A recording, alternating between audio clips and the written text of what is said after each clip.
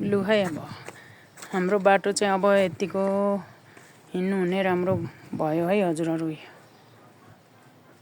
यता मिसुको घरपट्टि, यता हाम्रोपट्टि।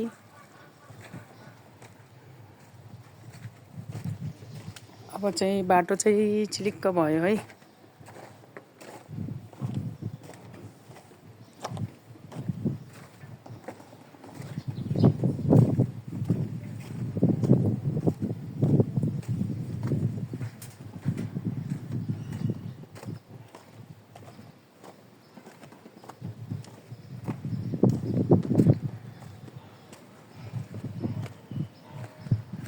लु है यता चाहिँ सबैतिर ग्राभल पुग्यो। अब यतिको ठिकै छ। यो चाहिँ अगाडि मुखतिर है।